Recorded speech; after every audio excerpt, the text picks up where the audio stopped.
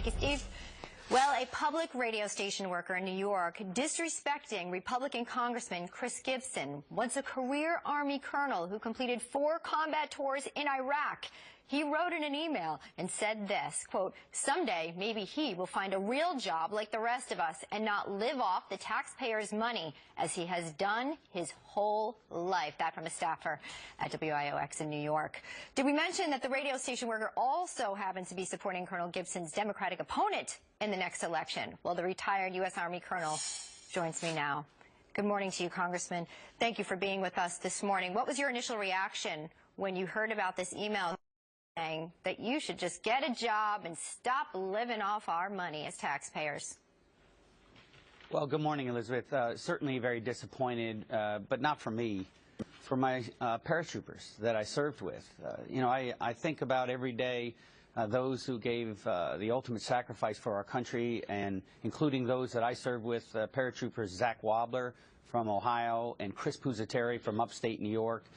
Both of these non-commissioned officers represented all that was good in our country, and they're never coming back. And there's a hole where, for the family that will never be filled, and certainly their sacrifices should be appreciated. I think about the soldiers that served under my command that were grievously wounded, and how they'll never be whole again.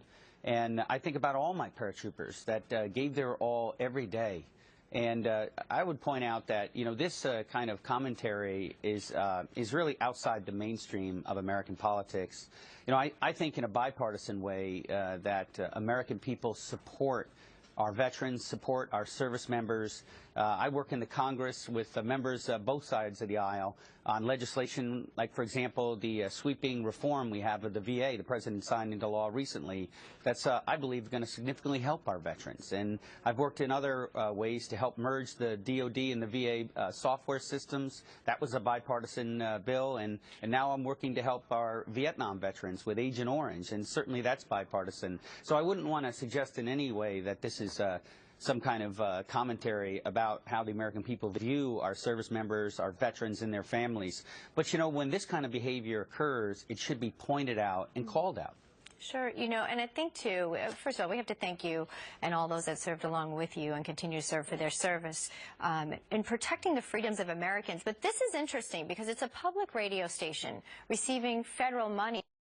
So does this really fall into the fact that they should have freedom of speech completely and dig into our service members living off of federal money, they say? Well, I understand that the radio station is doing an investigation. I want to make it clear, I have a very strong relationship with public radio. I feel very respected. I do interviews all the time.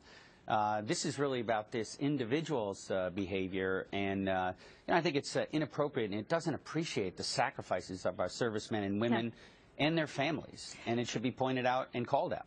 Has your challenger, Sean Eldridge, has he reached out to you to apologize or condemn the radio station?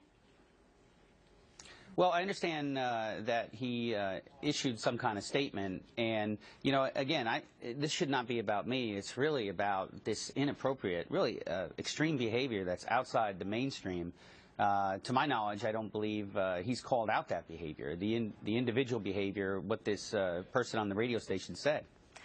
We reached out for a statement from him. He's grateful for your service, he says, to our country in the service of all the veterans. Hope that we can have a civil debate coming up in the final weeks of our campaign and focus on the issues to make life better for the families in our region. Doesn't seem to mention anything specifically about the station there.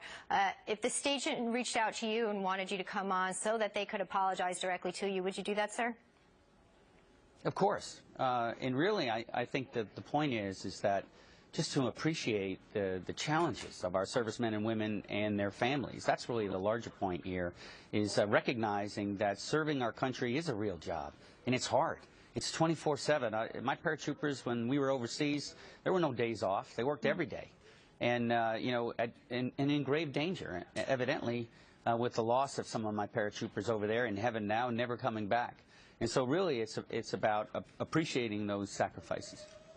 We can't thank you enough for your service. We are indebted to you and all those that serve along with you then and now. Congressman, we thank you for joining us. Hopefully you'll get the apology that you so deserve. Thank you very much for the opportunity to be with you. God bless everyone.